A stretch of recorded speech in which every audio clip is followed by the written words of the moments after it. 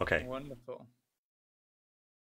Hopefully we're live. I will look for the notification. Should be now. Everything just refreshed. So The big refresh. the big refresh. It changes it. The big refresh. The big refresh. Yeah, I need to mute my bloody. Wait, how did it know that? There's What? subtitles? Never mind. Creeping me out. I can't find my browser.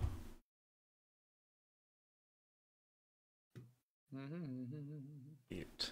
Da-da-da-da. Okay, Right. we're going. This is it. We are going. I Ground believe. zero. Good evening. Good evening. Good evening. Yeah, see, there are subtitles. Oh well, like closed captions. Yeah. But it's live. That's freaking me out, dude. I don't know about that. Anyway, good evening. You try and Hope trip it we're all up. well. What can you say? Yeah, oh. Lemon pepper, big bear, tree, friend. Oh, let's see if it worked. Lemon. It actually had it perfect. Oh, okay. That's messed up. Anyway, if anyone wants closed captions, they're now apparently available. Right. So we've got an awesome guest this evening. We've got Tom Peppard in from Somerset. We've got him down because we're both playing a festival this weekend called We Hear You Festival. And that's up at the Cobblestones in Bridgewater. It's going to be really good fun. A weed. Good evening, James. Hope it's well. Hope it's good. Yeah, so we'll be playing this Friday at the Cobblestones as part of We Hear You Festival. If you don't catch us there, if you're further west, we'll be in Ilfracombe, North Devon on the Saturday for a very special evening of partying, drinking, and music. That's going to be fantastic. So if you can make it to either of those, please do. For any of the locals, we'll be down in Bournemouth. We're making a return to Bournemouth on the 30th of July, and that's at Obsidian on the Boscombe side of Bournemouth. For an not intimate played there gig. before. Very Yeah. small.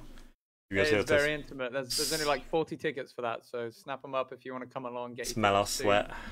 Yeah, oh, you're gonna. It's gonna be a sweaty room. Yeah, especially if the weather keeps up. Oh my. Oh, whoever's at the front row is gonna know about it. Yeah, that's gonna be good fun. Other than that, we've got another show we're confirming at the moment, hopefully for where's that for? Wareham. So that'll be again another kind of quite an intimate show. So keep an eye out for that one. There'll be some announcements in the next few days. I think that's everything from our end for now, Callum. So shall I go and get Tom? Yeah, make sure he's not like naked. Well, he's turning his webcam on anyway, doesn't he? Tell him to do that. Yeah. I'll do that. Okay, I'll be right back. Okay. Hello, Chris Spencer. Good evening. Hola. Right, back in just a moment. Tom Pepper has shared the stream. Oh, there he goes. Now it's just us guys. It's us all alone. Could go any way. Anything can happen.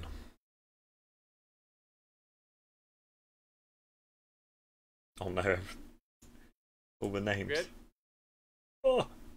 I don't know, are we? Here we... Yes? Yeah, alright, looking alright. We're just waiting for Tom's webcam. Oh no, not this. Yeah. Oh no, it's all over, boys. Please, no. Wow. We're getting there. I might have to kick him and bring him back in. Oh! Last. Yeah. What a crazy week it's been though, eh? We've got a very busy July going on at the moment. Yeah, we had a hometown show opening the Bear Cave last week with Hightown Parade. That was absolutely awesome. So anyone who came to that, thank you for coming down. Hope you had a great night. We certainly did. Then a few days later, we went to a place called Hazelmere, which never heard of before in my life until we got there, which was absolutely brilliant. What a cool show. Come on, Tom. He's single-handedly entering the mainframe himself. Yeah, we're uploading him as we speak. Good evening, Marie. His AI is loading. Yeah. What I might have to do is kick him and bring him back in, guys. So give us just a moment and I'll see what I can do. Oh, it's us again, all alone. How's your week been? Read any good books? It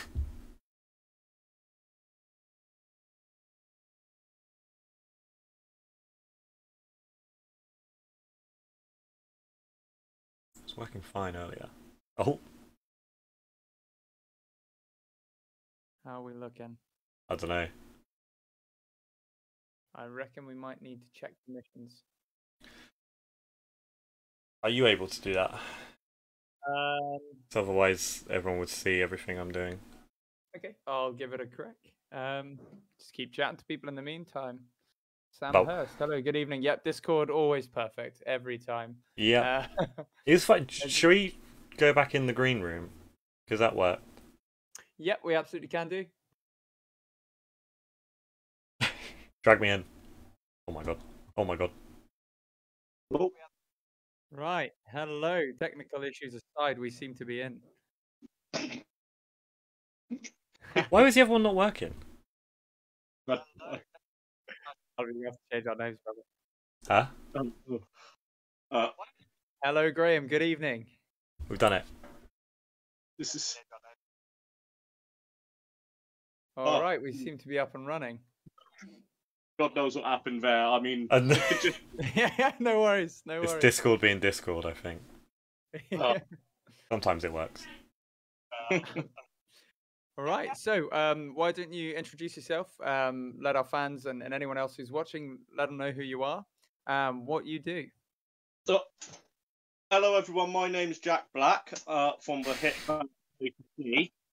I recently moved to Somerset, aged down a couple years and changed my name to Tom Peppard, and started playing comedy music about Portaloos and stuff. So, what more do East Spinny want to know? Oh, that's fantastic. Well, yeah. Well, it's nice to finally meet Jack Black in the flesh. Well, not quite in the flesh, but yeah. So, in terms of your music, I had a look into it a bit earlier, so I think I had an idea of some influences. But why don't you tell everyone what kind of influences you've got in your original music, or also with your covers? Cool. So, the original music, when I originally first started doing this all, I actually wanted to be a deadly serious musician and write sad, upsetting acoustic boy songs, which is just the stereotypical thing. So I wrote an album and released an album called Lost Mind, which was up on Spotify, and it is one of the worst albums ever made. It took me less than a month to write, record, and release. So that just goes to show how poor it was. That's speedy. That fair enough. Well done. I went and done a gig, and I finished like a couple songs, and I was like, oh, everyone's laughing at me. That doesn't sound right. People are meant to be upset. So I then decided, fuck it, if people are going to laugh at me, then I'm just going to change into a comedy musician. So, oh, brilliant. The obvious inspirations are like Tenacious D, Steel Panther. I love Kevin Wilson as well, who's just an amazing Aussie bloke. Says the C word a lot. There you go. Whereas actually with the cover songs and stuff, I'm quite inspired by folk punk music.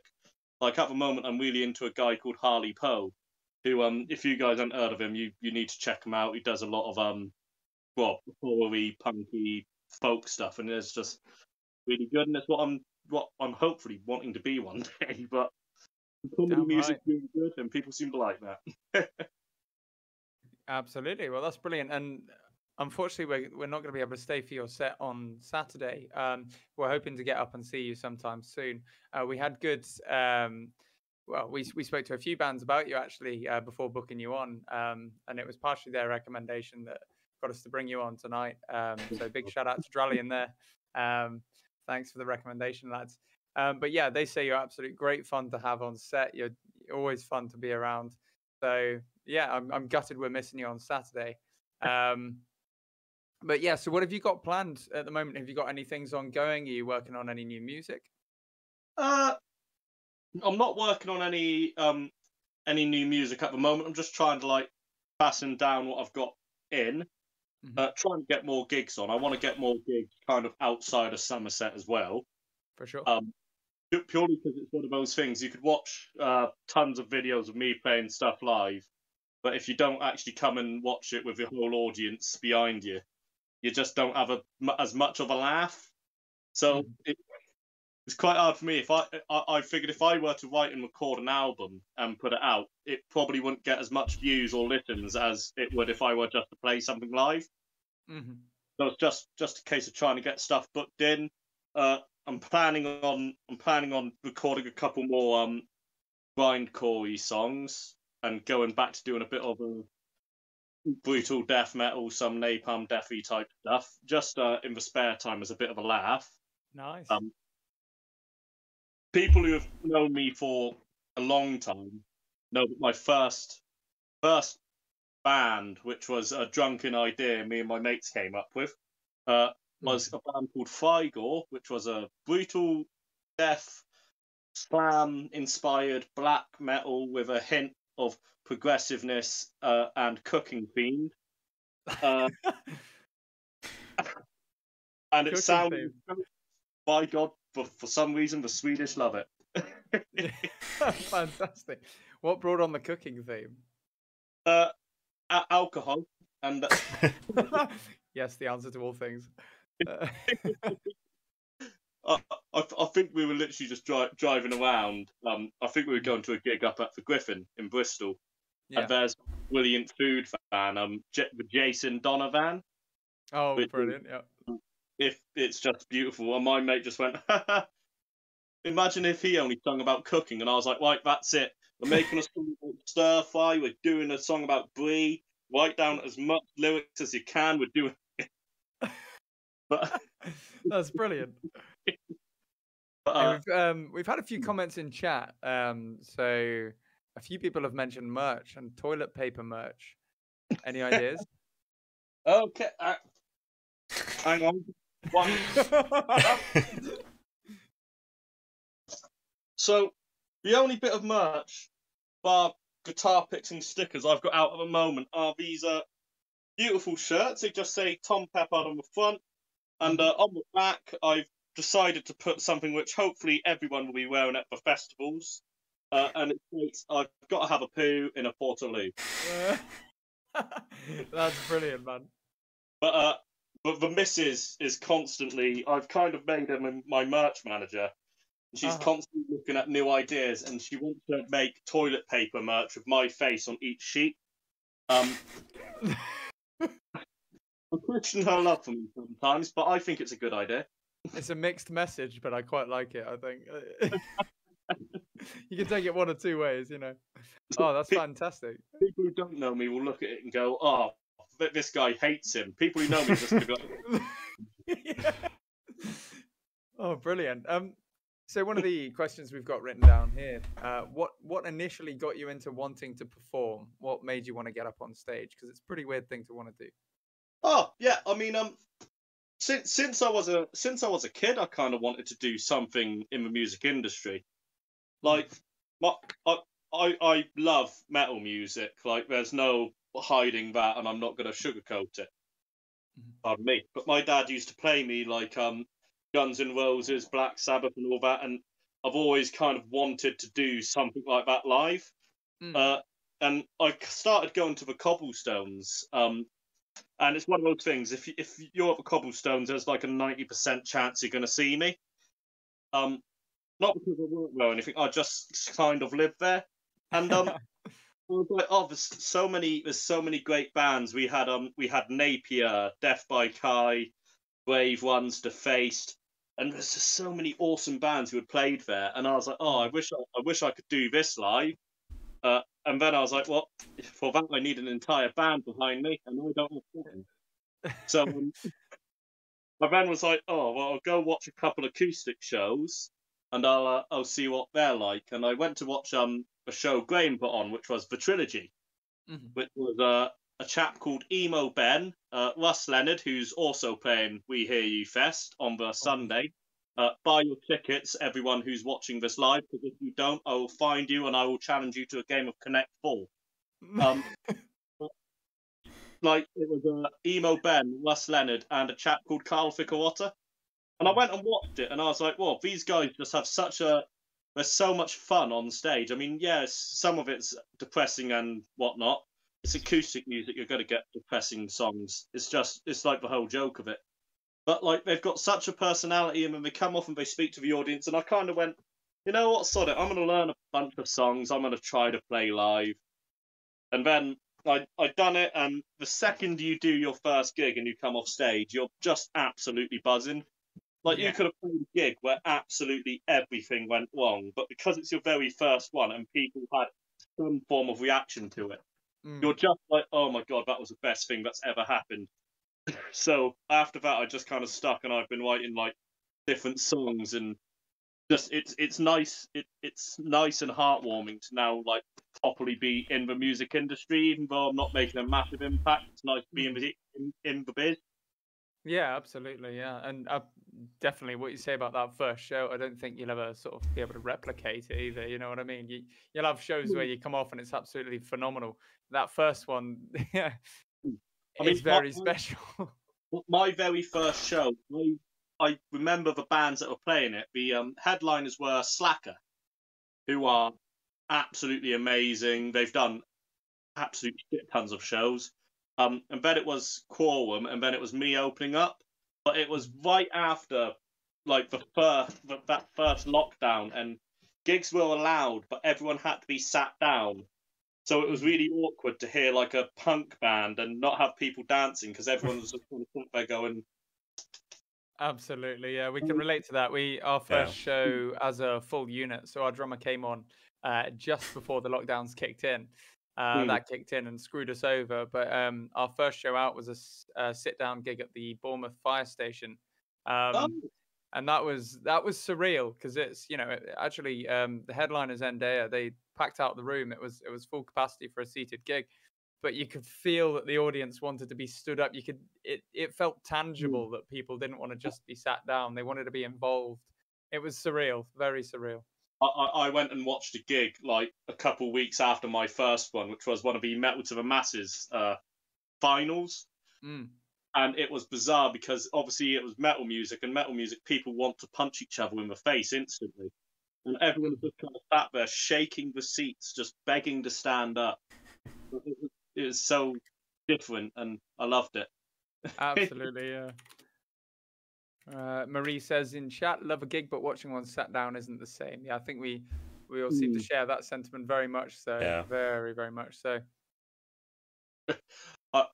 I know that I've never heard. This is probably going to upset some people, but I've never heard of Bournemouth Fire Station. But that just sounds like the type of place where me, being the fire safety expert that I am, I need to play. Yeah, absolutely. The fire station. It's really clever.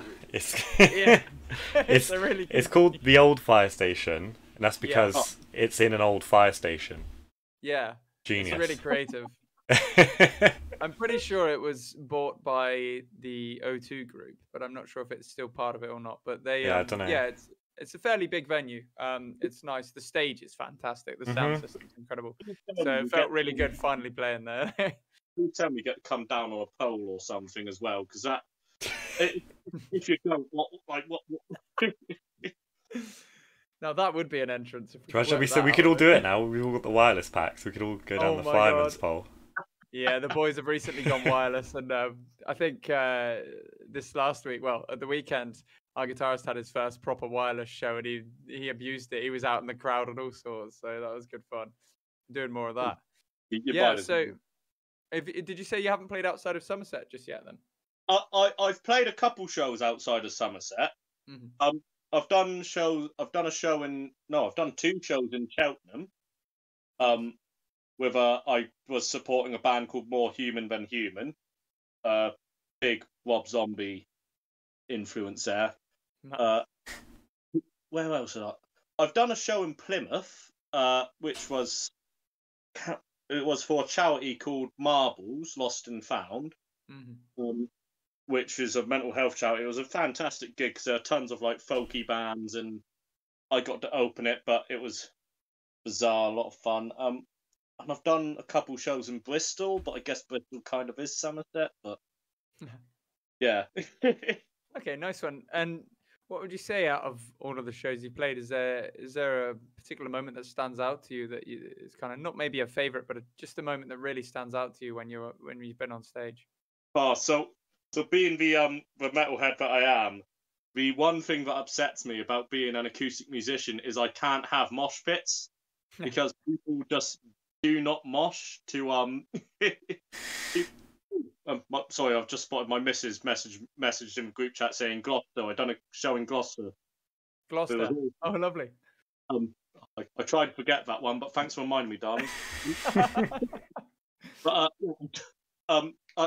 like as an acoustic person, you don't really get mosh pits. You mainly just get people just kind of laughing or nodding or whatnot. And I said at one of the gigs, and a bunch of my mates were in the audience. It was over at the railway in Yeovil, and I said I'm well upset. No matter what, every time I do a gig, it's just going to be the same old. No one moving at all. And I started playing my last song, and just before I got to the chorus, the one of the lads in a band called Angler. One of the lads, I can't remember which one it was exactly, grabbed his mate and threw him across the room. Brilliant. A song about shitting in a portaloo, and like, if the video's somewhere on my TikTok or something, but if you watch it, you can see that I'm visibly trying my best not to laugh, and it's happening, and I'm like, yeah, you know what, you guys do it, you go for it. Damn right. Ever since, it's kind of become a joke where I'm like, oh, don't get mosh pits, and then there's always that one nut job in the audience who's like, I'm gonna show you. We had these two good old hairy metalheads. But my missus is gonna know if I say it. I don't know if anyone else will, but we call them the Moody Boys because it's their surname. But before my set, they were like, Tom, what if we started doing the hacker halfway through your set? And I was like, you know what, lads, you do it. You want to crack out a hacker and start playing New Zealand rock? You guys go for it. And I was like, well, here's my next song. And then I was like, what are you guys doing? Why are you splitting the room? And they're like, we've got to do the hacker. I was like, oh, I think you're joking. All right, I'll do it. I dare you. But I started doing the proper, like, beautiful. I love it. I don't know how you hold it together on stage when you see something like that. Yeah. I don't know how you do that. Yeah. Hey, you need to get recording some of these on good quality video and get a music video together for a track. Just of these Good displays. quality. That'd be such a good music video. One day, just not even to a song or anything. Yeah, just mute. The saddest, like, slowest song. I know Ailstorm do something like that, kind of, don't they? Where you sort of sat down rowing for their slower song. Yeah, it's pretty surreal. Row pits. Yeah, the rowing pits. Yeah, they're fantastic. Yeah, like, I love a good bit, but not violent at all. It's just a bunch of people having a good laugh. Yeah, that's what it's about. That's what it's about. And honestly, it sounds like you're a perfect guy to open up a festival this weekend. To be fair, that sounds really good fun. You're gonna get everyone in the mood, aren't you? So. I want to force them to, because if they're not in the mood, I will find out where they live and post a very aggressive letter through their letterbox. It's the last thing you want. I get those from the BBC. Yeah, they don't like me much. I'm not sure why. So, yeah, we've sort of briefly touched on a few of your songwriting themes. But what other than sort of your earlier songs nowadays, what's inspiring you lyrically on your later songs? And what kind of songwriting process have you got?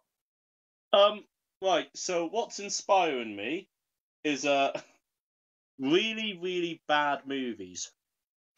That sounds like a joke, but like, you could watch when you do comedy music, it's quite hard to, like, sometimes something will happen in the news and you're like, well, I've got to write a song about this, Like, I've got a song called Cheese and Wine, which I can't play now because now it's been too long. The joke won't make sense. But the whole Boris Johnson, his party only having cheese and wine and whatnot, and I'm wrote a song about it. Brilliant. But it's literally like I could be watching a really bad movie. Like one of my favorite songs I play is called Jesus Christ Vampire Hunter, and it's from a movie called Jesus Christ Vampire Hunter. I watch it. Makes sense, yeah. I watch it. I'm like, God, that was awful. I pump myself full of cider and watch it again, and boom, in the morning, I've got lyrics, and then I'm like, right, let's see how much I can manipulate the C and G chord into making this into a song. But the actual songwriting process, when I used to write, because I do have some, I'm gonna say serious, but like more folky songs. The main thing I do is basically create a mind map. So if I know I want to make a song about a certain theme, so I like murder folk music, which is folk music about serial killers. It's really bizarre, niche subgenre, but I love it for some reason. About a killer called Ed Gein. So I made the mind map. I wrote Ed Gein in the middle, and I was like, right, what did he do? He murdered someone. He done this. He done that. And then I was like, right, let's write a chorus out of that. And then I wrote the chorus, which I can't particularly remember off the top of my head. Don't play it at all now. And I wrote the chorus, and then as soon as you wrote the chorus, it's like, right, the verses after you've done a chorus just come so naturally in comedy music because no one gives a shit about what you're singing then. As long as you've got a chorus where people can sing along and just go, oh, I can't believe he said that on stage, people just seem to love it. So just mind map, make the chorus first. Don't be one of those people who sits there for ages going, I'm going to write a song. What am I going to start with the song? How am I going to open up the song? I mean, I don't want to sound rude, but you're never going to have an amazing opening. You're never going to have the best opening line for a song ever. You're not going to randomly sit down and write Bohemian Rhapsody. Just make the chorus. If the chorus is good, the song's going to be good, I see. Absolutely, yeah. And I think definitely with our process, I use mind maps sometimes as well to go through some of the like heavier concept songs, especially because then I'm just talking word association as much as possible to see what words I like the sound of that might possibly fit in the song. But definitely also when it comes to writing, just getting on with it sort of thing. I think there's an element of it that has to sort of come to you as well. I think a lot of people try and approach a song from almost like a construction or design standpoint, but songs don't seem to come. I don't know if it's the same in your experience, but I don't find they tend to come from that. Something will come to you as an idea, and you're like, damn, here we go. Right, we're off. It could be at any time of the day, any time of the night, and it will just happen to you. Yeah, you shouldn't sit there and go, right, I need to write a song this weekend at this exact. Like, you could literally be driving along and go, man, I really want to make a song about horses. And then, boom, it comes to you. But, like, you get some people who they'll write a song and it's god awful. But because they wrote it and they wrote it in 5 minutes, they don't want to go back. They don't want to edit it. Like, you can edit song as much as you want. I still edit songs I've wrote and performed. Like I still chord lyrics and definitely. I think also testing songs on audiences is really important anyway. So we've written several songs recently where we've played for the first time to live audiences to gauge a reaction, and that's given us a good idea of what parts we need to like, if we need it to slow down, if we need it to speed up, this kind of thing. So yeah, going back and editing, never be afraid to do it until the point when you're literally recording it in the studio, because a producer also is going to come in and say, well, what if you did this? And that's what you want from them, to be fair. What if you didn't say come so much? Come. That's reflex at this point. I host the open mic nights in Cobblestones. Awesome. And generally, every time I'll play 3 songs, but the 3 songs I'll play my popular ones because people who work there just find it funny, but I'll always put in a different cover song or a Love different song that I've just wrote. And it will purely to see, right, did the audience either laugh at it or did it look like they were enjoying it? And sometimes you play it and it just goes completely amiss. Yeah. And sometimes you play it and it's like, well, that's good. I'll put that in my repertoire. But it's just, you do have to play it in front of people sometimes just to see what it's like. Yeah, absolutely. I mean, and not only that, it just takes practice over and over again. And part of that practice, I mean, for us certainly is getting in front of a crowd. That is practice. You can only get better by doing it over and over. You might have some natural sort of frontmanship going on, obviously, but the more time you spend in front of a crowd, the better you get at it. Like it is as simple as that. And for anyone who is starting out, that absolutely is key. Just go out there and try it, and you're probably going to suck the first few times, but do it anyway until you get good. I think really. God, if anyone is out there and they're thinking like they want to be a musician, they need it's if you want to be a rock musician, but you're just on your own, learn how to play guitar, buy yourself a drum machine, just go out and do a gig. Because if you just go around like going, oh, I don't know if I'll be any good, I don't know if people like it, then you're just never going to do it.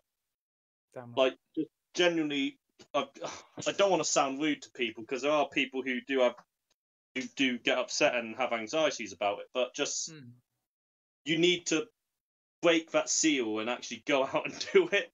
Yeah. I've had gigs where this Gloucester gig, I played my opening song and this was when I was still trying to be serious. I played my opening song and it finished and it was dead silent. And like there wasn't a clap, a boo, or anything. It was just dead silent. And due to that, it was like it was a click in my head. I was like, "Well, I don't know how to play guitar, and I don't know how to sing. I don't know any of my songs."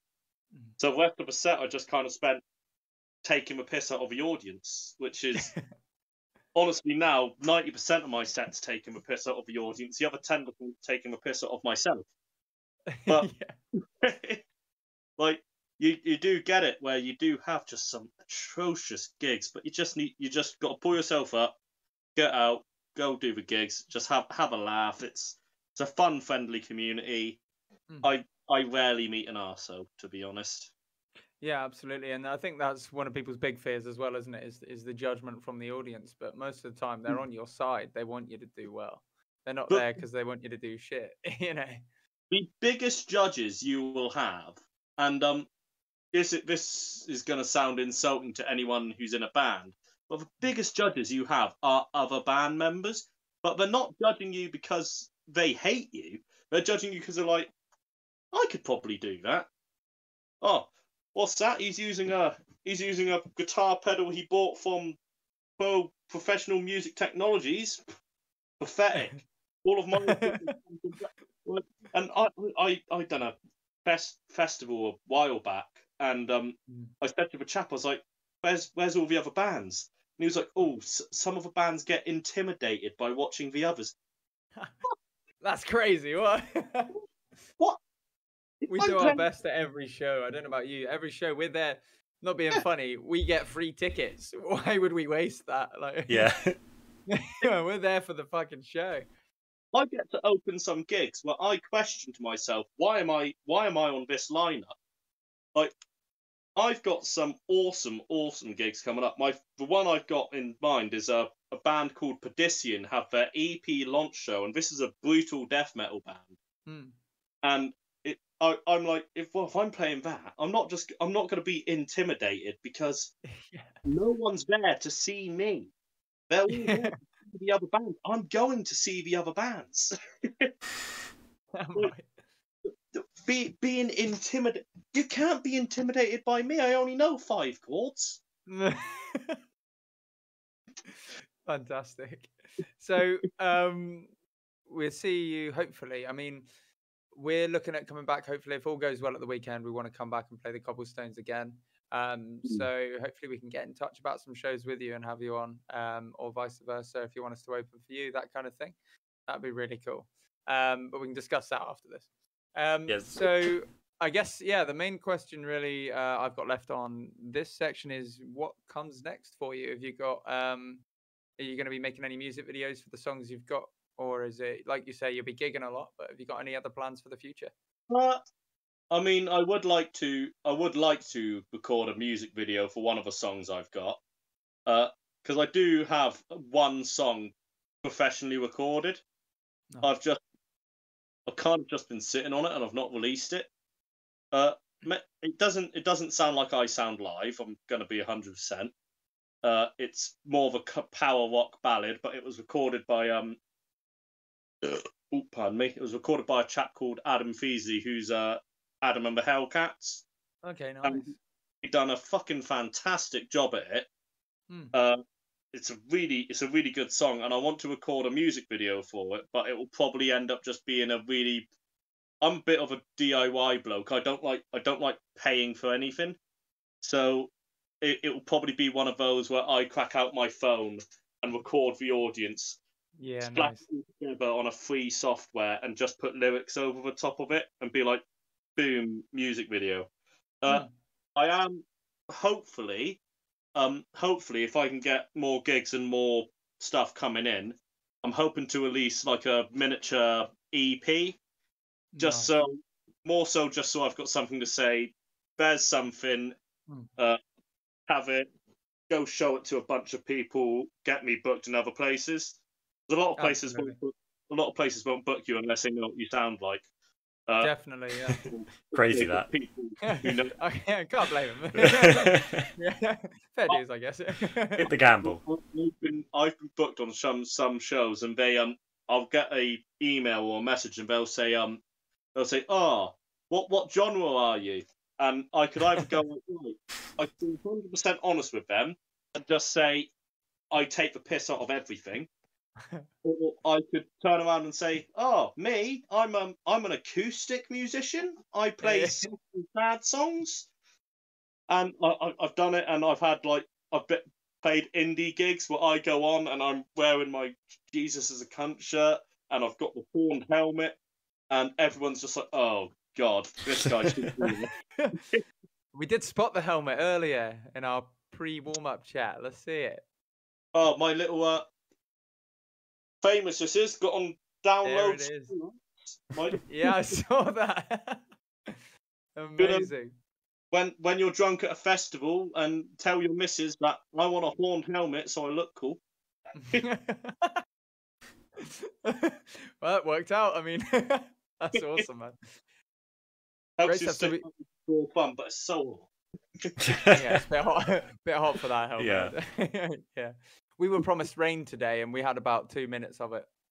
That's it. It was a glorious 2 minutes. I had a minute when I was inside, and I was just like, oh, for fuck's sake. It'd be rude to go and stand outside and be like, look, it's raining. Give me more, please. So we've had a few comments come in. So you've got Alex saying they're coming to see you too, which I would tend to agree with by the sounds of it. We've got Scylla saying no one can do what you do. So take those on board. Absolutely take those on board. Scylla also said, I will just ask you kindly, guys, to do more publicity when you're out there doing something, because I always find out too late. So I think it's much more people in the metal music in here than those who actually show up. I think that's fair. I think that's a fair comment. When it comes to a lot of shows, it can be hard to publicize shows without a good budget behind each show, though. So I do get that difficulty. If you're not, I still think printing posters is a great way to do it. I still think if there's a poster up on the wall, people notice it, especially out the venue. Have you ever done anything kind of wild to promote a show? I mean, I've got a thing. I've got a college, like, I don't know if you'd call it a degree, but a college qualification in marketing. Mm-hmm. So, like, you get taught how to advertise something and all that shit. But in reality, with gigs and stuff, they're not hard to advertise because you've got to find the right audience. Yeah. But like, there's only so much you can do. And yeah, I agree. Especially at the current moment in time where prices of everything's rising up. Gigs aren't as busy now as they were before, unfortunately, because people just can't can't afford to come out, and it is an upsetting thing, but it's the way it is. So the posters are fantastic, but if you're in a like especially from people like me, if you're someone who's not very well known and someone just sees a poster and it's got your name on it and date and time, people are just going to be like, well, I don't know that guy. That's probably just a guy who, like, sells me burgers or something. Not if you're in a big band, like if you're an Iron Maiden, you don't need to advertise. People are just going to go. But when you're in an underground band, you've got to try so many different ways of advertising. Absolutely. Like oh, share this poster, and like if we select you, then you'll get a free ticket, or just if you don't come to this, yada yada yada. And the way I do it, and it's such a stupid little thing, is I see so many people posting stuff saying, "Oh, this is going to be such a cool gig, guys. Got so many awesome bands playing. You've got to come down. You've got to support it. It's going to be so cool." The way I do it is pretty much like I've been doing in this conversation. Is I will just put the poster up on my Facebook, and I'll say, if you don't come to this, you're an absolute knobhead. I like it. Moral bribery. It does work. People look at that and go, oh, well, no. So, some days you get it works, and I've had people come up to me and go like, I'm not a knob, you see, I'm a good person. And I just look at them and I'm like, yeah, well, it works, isn't it? But and like for posters work, sharing it works. I've got TikTok now because that's what the cool kids do. Yeah. And if you watch my TikTok, all it is literally me insulting everyone and insulting myself or saying something stupid or drunk. I mean, and it's one of those with underground gigs. It's entirely just depends. You could advertise the fuck out of it, but people might not come. Yeah, we're noticing a trend, well, especially after COVID.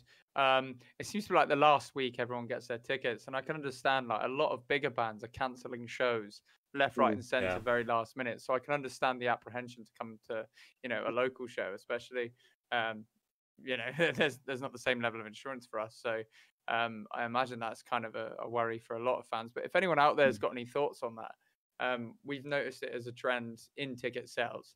Are people holding out until the last minute? Because I'd be curious to know, really. It does seem to be that way. I mean, I've never worked in a music. I've done shows in music venues, of course, but I've never really worked in one. But I tend to find, just from being nosy and looking and sometimes even asking, that a lot of people do just buy it on the day. Yeah. Because especially at the moment, I mean, the example I'd use would be Bloodstock Festival, which is a massive, massive festival. But the amount of different bands who've gone in and then gone out, and then another dropped out, and then put another band in. Like, I bought my tickets ages ago, and it's like, well, I guess I'm not seeing them anymore. Oh wait, they're playing now. Yeah. A lot of people are probably just going to buy it really, really late to just say, well, now I know what it's going to be. Yeah. Even when you do it, especially if you're doing like a 3-day festival or something, it's probably going to change still. I mean, it's the way it is at the moment. If someone's slightly ill, they're gonna have issues, and it's just it's bizarre times, and it will probably never go back to normal. Not to be morbid, but we'll probably never go back to normal. But one can only hope. Live streams are kind of becoming the thing now as well. Like people doing these, especially for bigger bands, like paid live streams, and just it doesn't make sense to me. We've been invited to do some like live performance live streams, but we're a little apprehensive, to be honest, because you can't get that energy live. We're very interactive as a band. I try like almost pretty much every song. I want to like have the audience being part of the music. Like even if they're clapping along, if they're singing the lyrics, whatever, I want them involved in the song. So how do you do that in a live stream? It doesn't translate, and I think we'll try it at some point, but I don't think we're in a massive rush from what I've seen at the moment. It'd have to be a pretty good occasion, I think, to bring us onto sort of live performance, live stream, because it'd be a lot of work our end as well. I love doing. For me, it's easy because the live stream for me is just like I'd be sat there practicing, and I'll be like, you know what, sod it, live stream. Let's see if anyone watches. I could have two people and no one else. But it's such an easy thing to do, and I think a lot of bands. I don't think bands are, but like a lot of people are going, well, if there's live streams available, then I won't worry about going out and watching it. Absolutely, yeah, it does. It is increasingly common. I think it's only going to increase as well. So, yeah, it's a good train to be on. I think we've got to seriously think how we're going to do it, because we've been asked a few times now. We'll probably get an acoustic set together pretty soon that we can play in like a bedroom size room. So that's one way, but I'm hoping we can use that as a way to get people to the gigs, because I still think that so there's something so much more exciting about being there in person and like meeting the bands afterwards, and that's something you can't do on a bigger show as well. So on these local shows we play, chat to everyone, isn't it? You got to do it. When you go to an underground gig, I mean, I've done so much more than just perform. I used to do like reviews and stuff, but when you go to, I've been to more gigs than I can even count to.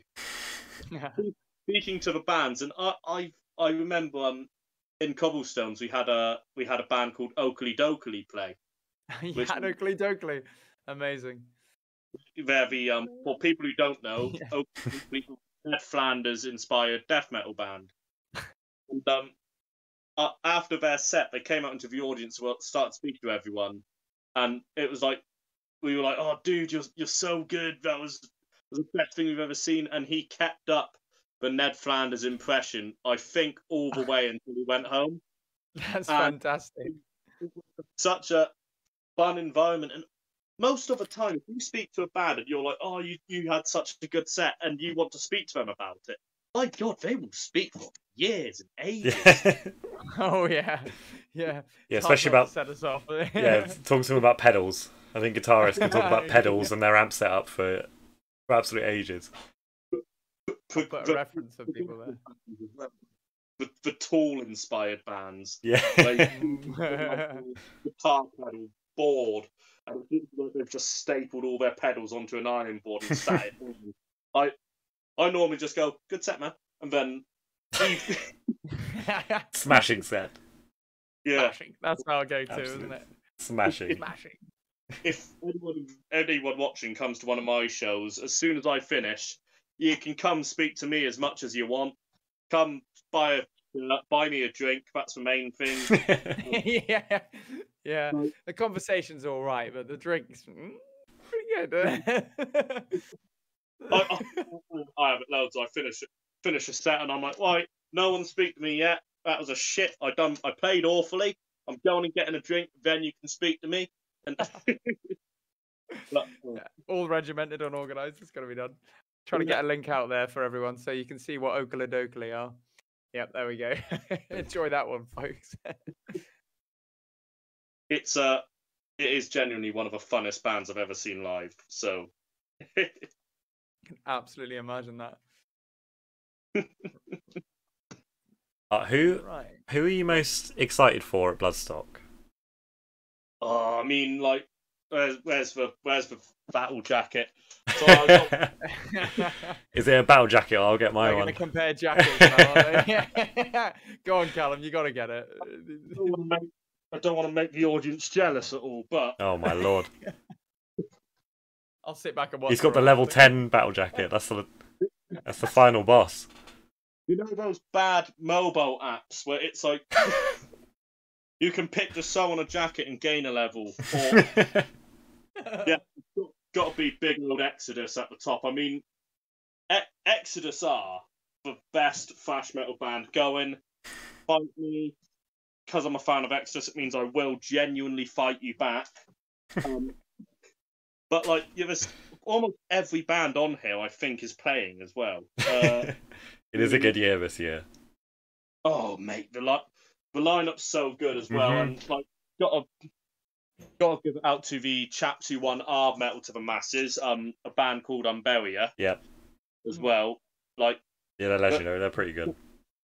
They're such young lads, and they piss me off every time I see them. I saw their first ever gig, and I was like, "Well, that's great. These guys are literally erupting a room." Oh, but there's so many good bands. One of the bands playing the We Hear You Fest actually, who I'm not one for making predictions or bets, but I would be saying that if they entered Metal to the Masses next year, they will be playing Bloodstock. But just after me, We Hear You was a band called Grove Warden, and they're really new to the scene. They're not new to the scene. They've been coming to gigs for years, but the actual band itself is pretty new. But by God, they just absolutely put on one hell of a show. Like their frontman Alex I think he popped a comment in the live stream, but he is such a nice man, and he's an absolute darling. He gets the audience going, and by God, that man inspires me. If I didn't have a guitar holding me down, I'd be trying what he's doing. I'd be jumping in the air, forcing people to dance. That's great. Callum, who are you looking forward to most at Bloodstock? Lamb of God. I think it goes like Lamb of God headline on the Sunday. It's just going to be. But yeah, I think Lamb of God's the obvious choice. But I think Ginger. I really like Ginger. Then I'll saying it though because they seem to be on and off at the moment. Oh no, don't say that. Because Black Tongue got removed, and I fucking love Black Tongue, and they got kicked out. But Silosis are playing. I don't know if you've heard of Silosis, but they are. Oh, mate, I love Silosis, but they got rid of Sacred Light, and that was a band I was like, oh my God, I get to see Sacred Light, and then it's like, oh no, we've got that. It's probably them, and then Thoom are playing off. Big shout a friend's out to band. Thoom, man. Yeah. Went to see. So we played a gig last week in Bournemouth, which was Hightown Parade headliners, who are fantastic. And it's a brand new venue called the Bear Cave down in Bournemouth, which is part of Bear's Bar and Venue. But it's not a gay bar. It's not a gay bar. It's not a gay bar, but it does sound a lot like it should be. Yeah, Bear's Bar and Venue. The guy who owns it there is the frontman for a band called Thoom, who are now also playing Bloodstock. So go check them out if you go. Yeah, they're on fantastic live. They're on the Thursday night, so they're on the when it's the late night. I've seen Thoom before. They're fucking they're monsters. They're really good. Yeah, and they got a whole new lineup. Well, it depends when you saw him. If you saw him this year, then one of these bands playing as well, which is a band probably not a lot of people are that interested in, but Bloodywood. I am very, very excited to check them out. In Indian death metal. Yeah, I've seen loads of their videos, and I can't wait for that one as well. Just a good weekend. It's such a good weekend. Oh yeah, I've been excited for years. Silla in chat is looking forward to. I think it's Dimmu Borgir. Oh yeah. Oh, Demo Burger. Yeah. Yeah, Dimmu Burger. Oh, brilliant! You've done Download Festival as well, I guess? Yeah, I've done Download this year. Mainly because I wanted to see Maiden. I'd never seen Maiden before. Biffy Clyro was shit, but I wanted to watch System of a Down. When I bought the tickets and it said System of a Down were playing, and they got the plate for Biffy Clyro. Goddamn. That's heavy for the metalers. Yeah, that's a bit of a turnaround. See, I saw Biffy Clyro a few years back, and I thought they were pretty good, to be honest. But when you're talking about them being, replacing System, then that's something else, really. Yeah, it's a bit different. Amazing. But System of a Down, I did not think they would ever perform live again. And then they released 2 new songs, and then it was announced they were playing Download, and I was like, holy shit. Yeah, big play, yeah. We saw them a few years. Well, I guess it was the year before lockdown, was it, Callum? 2019, I think. Was it that one? 2019. Because I missed one. I missed the one when Avenged Sevenfold played. Sevenfold are really good live. I thought they were. Yeah, I love it. They do the Maiden thing where they're all about theatre. I love the theatrics. I love all that kind of stuff. Yeah, I missed that year, so it was the year after that. Because that was the only year. Every time I go to download, it fucking pisses it down. And then the year I don't go, it's like beautiful sunshine. That's the why whole we time. don't invite you half the I time. know, it's. But you go to Bloodstock and it's just. Sunshine all day. Ugh. Honestly, I don't know why Download haven't reorganized for like just a few weeks later makes all the difference. Yeah, literally. It's insane. Look, I'm red. The first year I went to download was 2019, and like there were people leaving before it even started.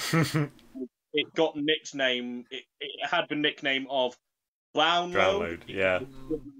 Shit and mud on the floor, and Download as well, which it was just so awful. God, awful. It was something else, wasn't it? Because if you went over, I think it was Gold Camp there on the hillside. Yeah. They were just washing away. Washing away. Wow. It was literally like rivers going down the hill, and it's like Jesus. Absolute insanity. I woke up and I had like I didn't have an airbed. I had a little like elevated camp bed thing. That's the way And to I go. woke up by rolling over and falling into a puddle that had fallen. Like, and I don't mean puddle. I mean it was right up. It was basically like a river going through my tent, and I was like, "Well, great. Everything I own is wet. Everything's wet. Everything's muddy. Yeah. I've only got one t-shirt and one pair of shorts. Fuck it. Time to see Maiden. Let's go." Yeah. A friend of ours who was kind of in the band at the time as well. Actually, he was a rhythm guitarist for us for a while, but his tent completely flooded out one year, and he ended up having to share it with like whoever had it available that night. But his tent, it was just underwater. It was unbelievable. Like, never seen anything like it since. Yeah, never buy a 20 quid tent. It's not worth it. Always splash out a bit on, and then take your tent home. Yeah, take your tents home. Actually, you know they do deconstruct them and put them out for charities now, so they do get reused now. Yeah, but still. initially it was just an absolute shit show. Yeah. I get a lot of tent pegs if you leave your tents too. I know there are people who literally go around, pick up the tents, and just sell them as well. Yeah. Like when I went, there were people just selling tents from last time. I was like, oh no, they're the entrepreneurs among us. So. It's brilliant. It's brilliant.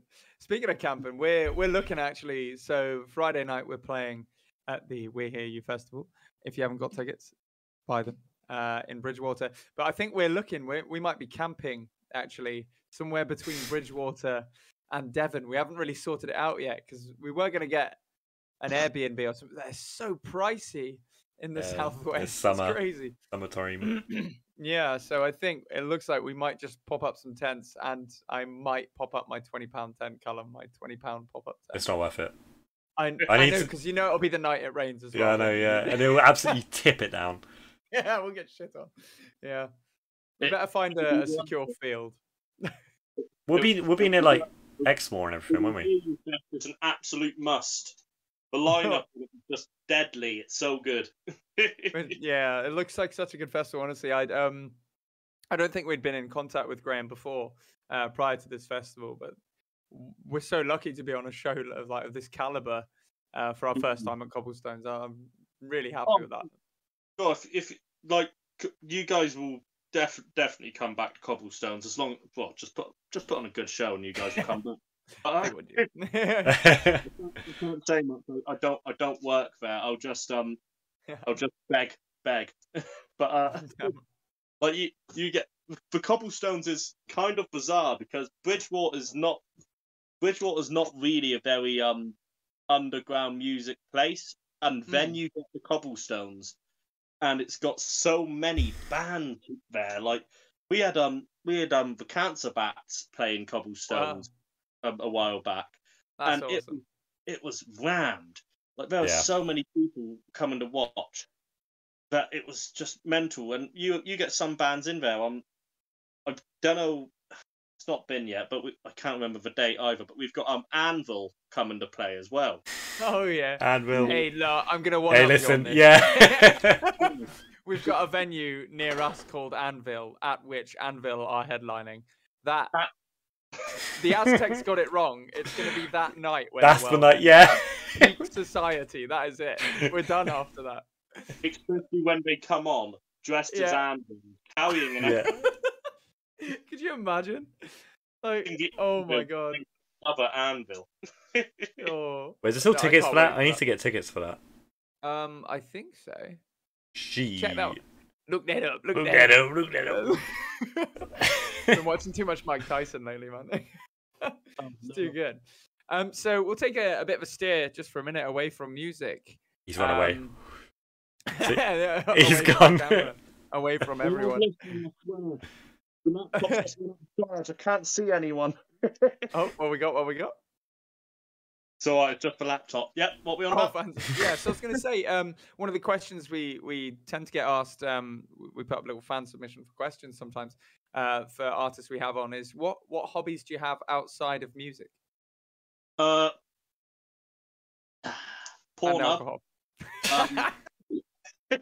No, I mean one of the things I absolutely love is horror movies. Mm. Like it kind of goes hand in hand, but over the course of COVID, I kind of made it my goal to watch all of the really disturbing horror films. I don't know why. I just got bored, and I was like, that would be a good idea. And I feel bad for it because it was bad. But recently, me and my missus have been into Viking reenactment. Okay, Which is a bit of a difference, bit of a jump, but that's cool. Yeah, it's far out. That sounds fun. Like, there's something fun and actually quite rewarding, especially when I'm not a skinny bloke. It's quite exercise. But by God, just getting hit in the head with a sword is one of the funnest things that you can do. But, quote of the day. Going in a battle and there's literally like a 7 foot tall, built like a brick shithouse bloke, and he sprints towards you, and you're there, 5 foot something, just holding the shield, going, "What? Here we go." That's the end of me. Yeah, that's fantastic. I met a guy, a friend of mine from a while back, who does the all the medieval reenactments. He goes over like Corfe Castle and all sorts. They have like full scale wars. Like, I didn't know this stuff existed till recently. What, I'm like pretty sure well, I sort of did. I'd seen role models, so I had a rough idea. But there was, I think it's the singer from Muddy Brook. She seems to do something related to medieval reenactments as well. So there's more people than you realise doing it, I think. Mm. I had my first battle not too long ago. Mm. But and it was like this is a multi-historical battle, which basically means that we have more than just the Vikings in it. And I was like, oh, okay, yeah, that's not a problem. It'll just be Vikings and knights. And we like went through these castle gates, and we just heard a giant fucking. And I looked over and I was like, oh, they're firing us with fucking cannons. That's crazy. I'm just absolutely shocked. I love the idea of this. So, like, you say it's a multi-historical. Multi-historical. Basically, Age of Empires, sort of. Yeah. That's so cool. For the day, like, sometimes it'll be they'll start from the earliest and work their way up and they'll just say, let's see what happens when we all fight. But like you get like this was one where they had shown people firearms, they had shown people like birds of prey and stuff, and then it was like, let's see what happens when we put them all in a ring together and see who wins. That's crazy. It's bizarre, but it's something I never thought I'd be into until I started doing it. So it sounds good from like a physical perspective. Like you say, it's going to be tiring. That. Oh God, my arm is like my left arm just from holding the shield for that long is just shattered 24/7. And do you train for that in advance, or do you just sort of turn up? I'm a fat bastard, and training for me is like, you know, exercise for me is walking to the front door to get some posts or something. Like I'm not. But we do like training days and stuff where we'll go out and just train like fuck for ages. But it's quite hard to be trained on how to get hit in the head. Yeah, there is that. Yeah, it's one of those odd things. You just kind of got to go right, fight. Let's do it. Let's see who dies. Happens. Yeah. Well, that's awesome. Yeah, that's really cool. I wasn't expecting that answer at all. Well, I say, I think when it comes to fitness, though, don't forget, like when it comes to singing, that's pretty physical as well. So you can have a good cardio from both of these things, surely. oh God, when you come off of stage after you've done a set, you're knackered. No matter like, if I'm one of those people, and some people just don't do it. They say that they do, but they don't.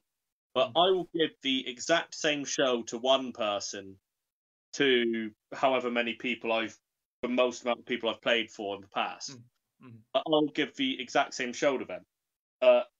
It entirely depends, in all fairness, on how the audience reacts. But if you're putting your all into everything you do, people will love it, and people will go and watch. Yeah.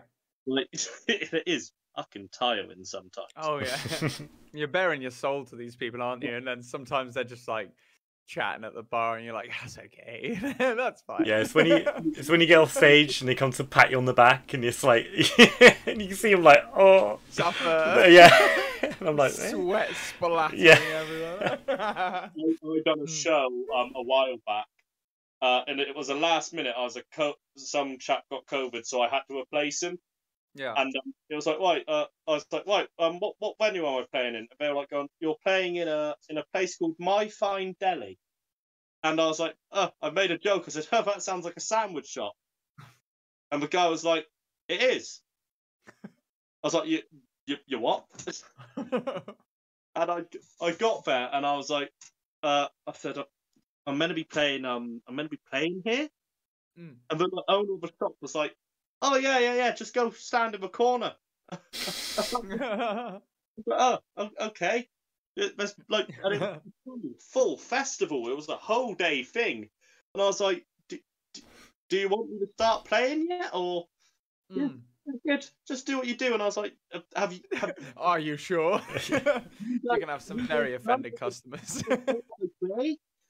Oh yeah, just play some like sad songs and shit. Okay, no problem. This is my song called "Thank You, Fuck You, Fuck Off." I know it's 2:00 and there's some old ladies buying their sandwiches, but you said this, so you're lost. Surely that brings in customers, you know, like that. That's a cultural experience rather than just the background music, you know. Well, it's kind of a joke I've got amongst my mates. I've got friends who are in like big bands and stuff, and it's like, yeah, okay, I get it. You've played here, but have you ever played a sandwich? I don't. Did they give you a free sandwich? No. What? Illegal. I know. We had to pay for it. I mean, never go back. Never. We're getting a roundhouse kick, mate. Yeah, I'll bring my own sandwiches next time. Show you how good they are. Yeah, I'll go to Subway. That's the one, isn't it? Oh my god. Oh, brilliant. Well, I think we're running out of time. Yeah, we're already an hour and 10 minutes in, so that's pretty good going. I think if you're happy to, we'll wrap it up pretty soon. We'll end. I think he's praising me. Oh no. That couldn't have been more perfect. That was a good frame to freeze on. That was. We'll get a screenshot. That's got to be the thumbnail for this video, okay? That's the it looked like his soul had been sucked out of his body. I look like 20 most of the time anyway. Anyway, so what I was saying is, if you're happy to wrap it up here, we've been going about an hour and 10 minutes, so that's pretty good. Yeah, it goes, it flies, doesn't it? Yeah, it really does. Nice. Yeah, it's good to just chat and find things out about people on these kind of things, and the time just flies by.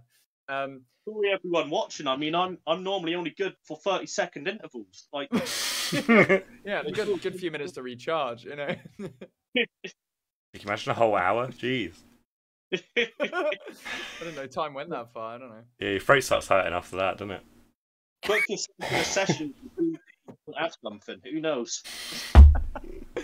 Fantastic. Are you going to be there on Friday at all? Do you know? I don't know.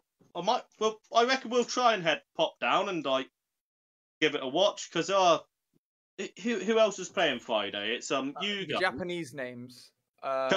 We've got all the Japanese names. Kabuki? Yeah, it was like I want Kabuki, isn't it? yeah. Yeah, they supported a band called Stop not that long ago, but really fun. Oh, Stop. Yeah, they're really good. I'm just having a look at the lineup. So we've got so Kabuki were just announced. Is that earlier today or yesterday? I can't tell. I can't read the time. So we've got Kikamura, Kabuki, and ourselves. Doors are at 7 p.m. on Friday at the Cobblestones. The following day, come and catch Tom at 1 p.m. Tom Peppard at 1 p.m. Doors are opening, so get down there nice and early. This guy's gonna rock your afternoon. I can't remember all the bands playing. I'm not going to be rude, but if you only watch one person, then you're an absolute, complete and utter cunt. Well said. Yeah, you got to stay the night. Unless it's Regional 1. Yeah, I don't know who they are. Even if you watch the first band and every other band, including the last band, then like you've done a good job. It's not hard. You paid for the ticket. Yeah, I never get that when people. I mean, I get it if they got something to do or whatever, but I'd put that night aside. Yeah, like I drink. don't know. Yeah.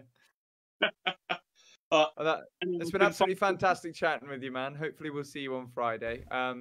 If we can't see you this weekend, we'll definitely get something organised. It'd be really cool to play a show with you and see what you do live and in person. Before you head off, is there anything you want to plug to the people still watching or anyone who's watching in the future? Hello, people in the future. I mean, with the absolute scent of my sweat, I want to plug in an Airwick freshener first. There's the shitty dad joke out of the way. First thing to plug, you got to go. If you've never heard of me before and you like your Tenacious D, your Steel Panthers, you just like really shitty humour, then go like me on Facebook, Tom Peppard Music. The profile picture's me, so it's not hard to figure out. Follow me on Instagram. You could listen to what's on Spotify, but at the end of the day, I'll only get 2p from every 1,000 listens, so I'm not too worried by that. Also, obviously, We Hear You Fest. You've got to come along to. I'm playing the Saturday, as the fine gentlemen have said. The following week, if you're Somerset born and bound, the following week on that Saturday, I'm playing in the Yeovil Railway Inn, supporting Pedician, Grove Warden, who are also playing the We Hear You Fest.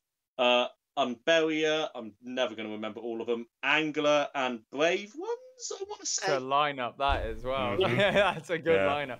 Make sure you get down to that one, guys. The railway is sadly closing, isn't it? I believe so. Make sure you get down to that while it's still there, because everyone needs its music, man. It's an EP launch. It's one of the last. If you don't get down, then you're shit. I don't know. You're not bad. But I've not got much to plug. Just follow me on all the social medias. I've got YouTube, TikTok, and all that as well. Because honestly, the more you follow me, because I've got less music out, but the more people who follow me, the more venue managers see me having an audience, more I get booked, more I get paid, more I can drink. Simple as that. Well said. Well, it's been absolutely fantastic having a chat with you, mate. So we'll pop you backstage in the green room, or in the other room, secret room, and we'll be through and to just have a quick catch up with you afterwards. Thank you, everyone, for watching. Cheers for tuning in, and thank you to those watching in post. We'll hopefully see you this Friday in Bridgewater at the Cobblestones for We Hear You Festival. And Devon, we'll see you on Saturday in Ilfracombe for a very special party. Huge party. It's gonna hurt. Yeah, we're gonna be sweaty as well if we're camping. We're gonna be stinky boys. I'm gonna shower. Where? In a river. I don't know. Okay. So it says, thanks guys, good night. And good night. Same to you. We'll see you later. Bye bye.